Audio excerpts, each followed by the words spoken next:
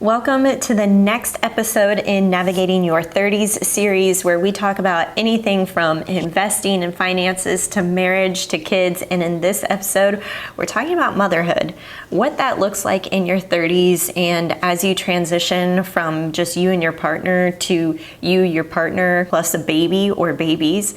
What does that look like? I'm definitely sharing my experience in this video, and hopefully I don't get too emotional.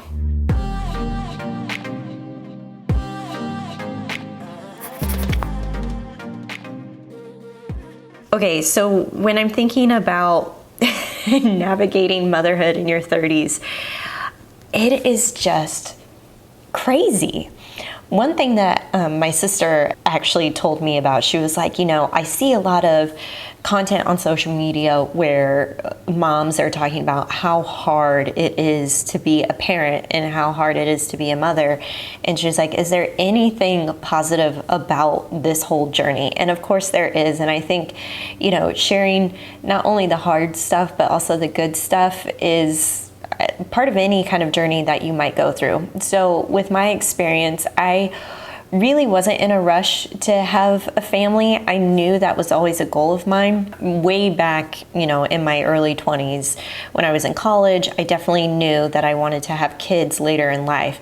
And then when Kyle and I got married, really that was not the goal for me. I did not want to have kids right away because I really wanted to experience life with my partner. We wanted to travel. I was really career oriented, and I also wanted to get my finances in order. And because I focused on those things first and really creating a solid foundation for our relationship and where we were headed, I think it created a lot of self-awareness for me. And there were things that I worked on in myself before I even thought about having kids. And so in May of 2020, I had talked to Kyle. This was, right during lockdown with the pandemic. And I was like, I don't know why, but I think I want to have a baby right now. And his eyes were like, what? And so he's like, okay, let's do it. A week later, I got stung by a stingray and I was kind of off my feet for a while. And then 2 months later, when we're like, okay, let's really seriously give this a go, I'm feeling much better, it was like instantaneous. And I have no idea how that happened to us. I feel very fortunate and blessed that we got pregnant right away. But then goes into the whole journey of just figuring out like your body and pregnancy and then a newborn. The newborn phase was just like such an explosion to my life routine. So not only was I getting up in the middle of the night multiple times a night, but also trying to figure out how to feed this little baby and navigating, breastfeeding and pumping and formula, sometimes doing a combination of all three at one point. And how much of a mental toll that took on me. Not only that, but navigating my daughter's hip dysplasia, which she was born with, and we went through this whole hip harness thing. And so there are a lot of unknowns when it comes to motherhood that you just have to kind of figure out on the fly. And it's such great training for just like, okay, things are out of my control. I need to switch tactics here and just kind of go with the flow. It's the ultimate go with the flow. Kyle and I talk about that all the time, the ultimate go with the flow. And another thing about motherhood is like everything is an experiment, especially in that first year of life where you're like, something's not working here. I'm still trying to feed them with this bottle. It's not working. Try a different bottle, try a different nipple, try a different sleep sack, try rocking them versus bouncing them. There's an experiment with everything. Another thing that I think with navigating motherhood is sometimes modern medicine can be a game changer. So I said, a lot of things happened that kind of blew up my life routine when I had a newborn. Also, my hormones were just completely imbalanced, and I realized that I had postpartum anxiety and actually didn't go to the doctor right away. I waited until I was 3 months postpartum to seek help. And at that point, I was having like a mental breakdown and just, it was way too late. I should have started medication way sooner. The thing is though, I'm a very holistic person when it comes to my body, and I really don't like to take medication. But at that point, I knew something had to give, and I think there truly is a place for modern medicine if you feel like something's just not working. And I've done a couple of videos. If you search on my channel for postpartum anxiety, I've done a couple of videos on this already to kind of give you the full story behind what happened and how I was able to get through that. I think another thing about navigating motherhood, especially in your 30s, is like you've done so much development in your 20s, and I feel like we're so much more secure in who we are in our 30s, and then you have a baby and it just disrupts everything that you thought you knew about yourself. I actually took a screenshot of a story that Callie Bransford, who is a YouTuber here, she's the face behind But First Coffee, and I saw what she said on Instagram. Somebody had asked her, what has surprised you the most about being a mom? And I loved her answer because I was like, I'm 1000% in agreement with this. So she said, it's hard. Like, no one can prepare you for that. It doesn't matter how much you read or hear, you just can't be prepared. You'll do a lot of shit you swore you'd never do because it's hard. It's also extremely transformative. Each one of my kids has changed me in amazing ways, made me more patient, less judgmental, more loving, more kind to myself, more supportive of my husband, less materialistic, more appreciative. Motherhood changes you in a really good way if you let it. I think we can resist change because we don't think we want motherhood to change us. We want to remain us, but you do remain you. You just kind of transform into new versions of you. So it is truly like a transformative process, and I think I wanted to also share the positive things that happened to me during motherhood, because a lot of the times I can kind of vent and say, like, this is so, like, I literally cried the last 2 days about just motherhood and parenting and trying to kind of wrangle and parent a 2-year-old right now is just, has its frustrating moments. But let me talk about the positive stuff. One, I think, has totally increased my patience to allow for this little person's feelings to be validated, no matter if she's angry or sad or happy, like just validating all emotions and helping her create self-awareness. I'm also learning to let go of control. This is a big thing for me because I'm definitely one that likes order. I like structure. And kids also do thrive upon routine and structure, but they're not always going to want that same structure that you're trying to influence on them. Another thing that I love about motherhood and how it's changed me is, I'm gonna get sad. I'm not sad, I'm happy about this. Is experiencing the world through my daughter's eyes. This is like one of the coolest things. So, example, watching her experience Disneyland for the first time, watching her wake up to Christmas presents on Christmas Day, playing with animals, having her meet a dog for the first time, or looking at birds for the first time. Like anytime she's interacting with animals, she loves animals. I get so much joy out of it. Leaving little treats for her in her car seat when I pick her up from school. So I'll put like just a little bit of like mini M&Ms and a little thing for her.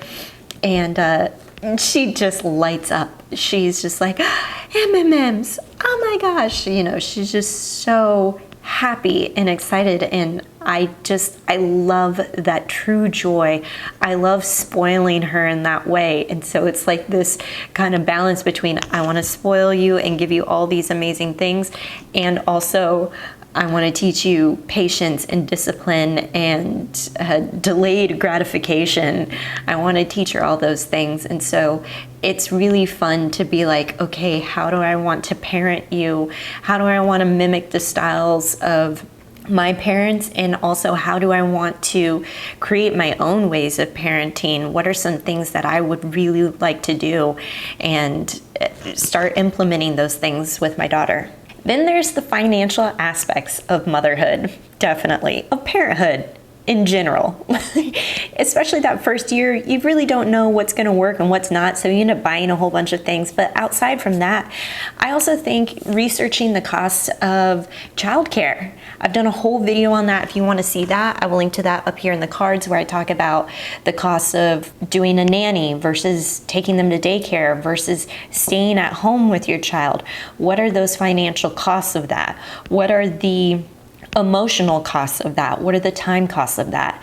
And as well as saving for their future, setting up 529 college savings plans. I've done a video on 529 plans, which I will link up here. And also I've done a video on the Uniform Gifts to Minors Act, linking up here as well for you to check out and weigh the pros and cons. Aside from that though, there's really kind of two big things. Budgeting for self-care time is also a necessary part of motherhood. Whether you are trying to plan a trip away from your kid and taking kind of that self-care time, or you are scheduling in things that you want to save up for, versus like a massage or getting your hair done, getting your nails done. Going to get a boba tea, that's kind of one of my things that doesn't cost a lot of money, but going out and doing that and having that self-care time that maybe costs a little bit of money, but you are budgeting for it. I also think when it comes to the financial aspects of motherhood, thinking about her childhood. What do I want her childhood to look like? What city is that going to be in? What home is that going to be in? What kind of schools do I want to send her to? What kind of opportunities do I want her to have access to? And knowing that location is going to play a big impact and influence in her life is something I also think about, which is partially actually a major reason why we are looking to move outside of California into a much more affordable area to give her a really amazing childhood. Now, that's not to say that I don't think she could have an amazing childhood here in LA. I think we're in a really great area. I also really want to have a awesome home with a big backyard and have all of those amenities here that we just can't afford in LA. All right, so all that said, what has worked for me in navigating motherhood? There's a whole bunch of different things. So the first is to make a list of self-care activities. So we kind of talked about that with like boba teas or getting your hair and nails done, massages. Aside from that, I love doing fun and free things that also take care of my mental health and kind of resets me as a mom. So that includes a long bath, reading for fun, so picking up a novel. I love using my public library for this. There's also a really amazing app called Libby that you can download for free, and if your public library is synced up to the Libby app, it can deliver digital books to your Kindle for free, and you can borrow them from the library, and usually those borrow times are like 2 weeks. Another thing I love to do is outside walks, the beach, going to a park, doing hikes, and then friend time. Just having one-on-one friend time with my friends without my daughter, it has been really beneficial for me. And then also make a list of fun things to do with your kid. So oftentimes you'll have a moment where school is closed, or you have a whole bunch of free time, rather than kind of getting stuck in the same routine or wanting to lean on things like YouTube or Disney movies to get you through the day. I find that makes the whole experience just like negative, and maybe where some of those TikToks and Reels are coming into play. I love pre-planning fun activities that Quinn and I can do together, such as let me take her to go get a Happy Meal at McDonald's and actually sit in the restaurant and eat. We never do that. Or let me plan a sensory activity. Like it's about to be Easter, and so we're going to dye Easter eggs using food coloring and Cool Whip. I saw it on Instagram. I was like, this is a fabulous idea. So doing things like that that are kind of outside of the norm can make it really fun and interactive with you and your kid, and then also just makes the time go by in such a more positive way than kind of doing the same old and waiting for nap time to roll around or waiting for bedtime to roll around. Some other things that we really like to do is when I pick her up from school and I take her back home, instead of turning on the TV, what I like to do is take her to her room away from the TV and play with toys. And one of the best toy subscriptions that I have ever seen is with Love Every. Love Every is a Montessori play-based toy kit subscription in which they deliver pre-packaged boxes with age-appropriate toy for your little. So they have all the toys laid out with instructions on how to use the toys, introduce them to your kid, and they're all stuff that is like challenging for them,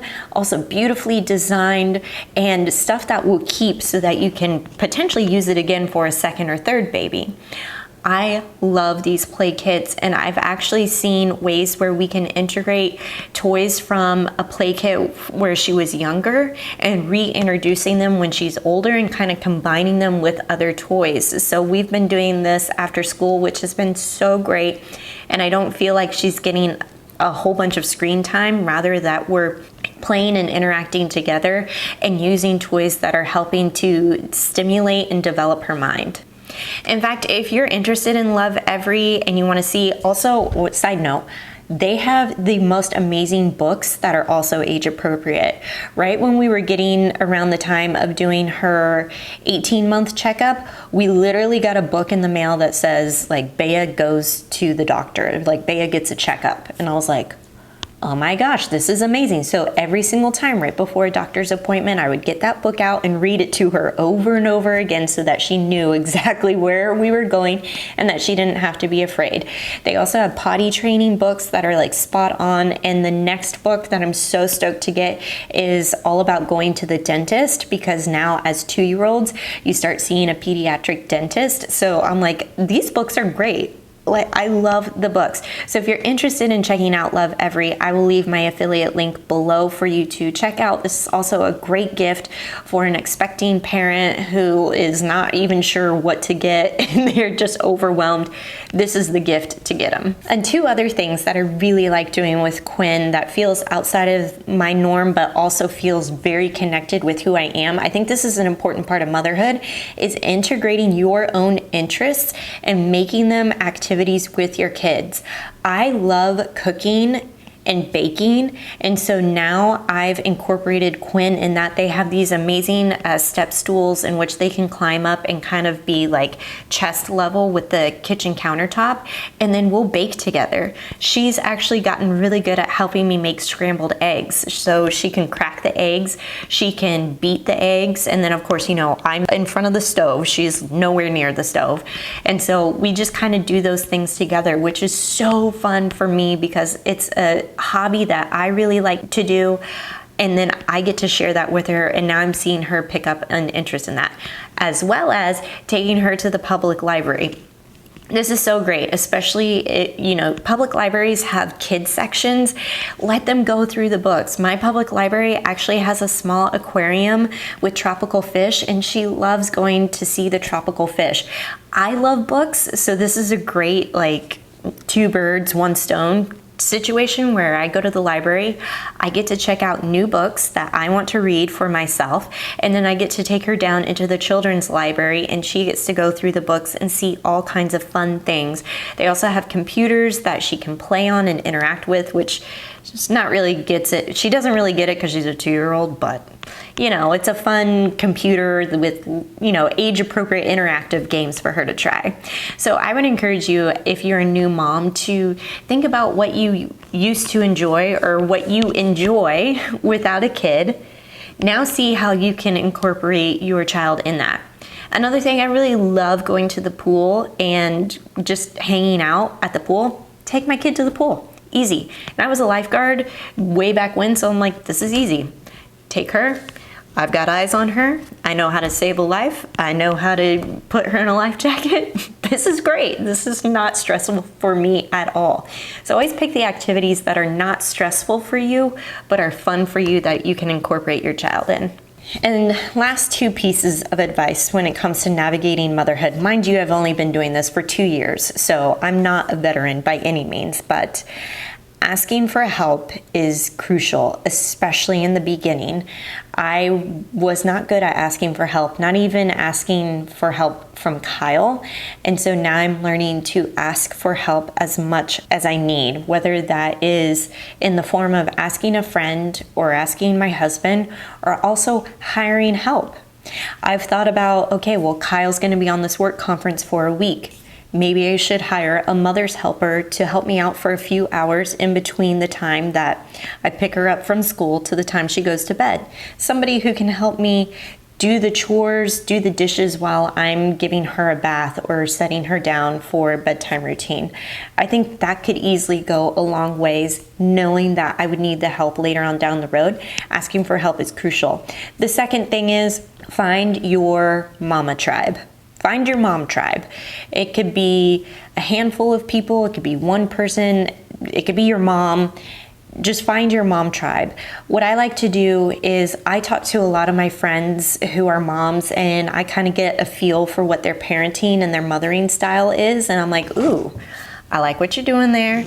Yeah, I'm gonna, talk to you a little bit more. So I literally did this 2 nights ago when I was having a really bad night with Quinn. She was just kind of inconsolable. And in turn, I was just feeling really negative and mom guilt and all that. And so I was like, okay, I just need to text Kristen. I just need to text Ancy. I just need to message all of my Facebook moms and just tell them like it is, and have that support and somebody to listen to you and be like, yeah, I've gone through that too, is just amazing. Finding that mom tribe is just, I feel like, one of the unspoken things that I didn't really know about before I had a kid, and now I'm like, I get it. It makes so much sense, because before, when you're on the other side of not having a baby, you're like, why aren't they coming to me? Like, I could help. And totally. And also, there's just something about somebody who knows that, somebody who's been in the trenches and has had those long nights of no sleep or those really, really hard days. When somebody understands that and has walked through those shoes, that's your tribe. That's who you connect with. And I know there are tons of friends and family who want to support you, who may not be in that stage of life with you. And that is also supportive in its own right. So having the friends and family who may not have kids is great support. Having that mom tribe is just is so good too. All right, so what nuggets did you take away from this video? I hope it wasn't rambling too much. If you want to be part of the Navigating Your 30s series, please subscribe to the Debt-Free Millennials channel. Really helps out. Plus, there's over 65,000 of us who are committed to not only crushing debt and living payment-free, but just finding financial confidence that unlocks fun and less payments. So if you're into that, subscribe, like this video if you thought it was helpful, and I'll catch you in the next one.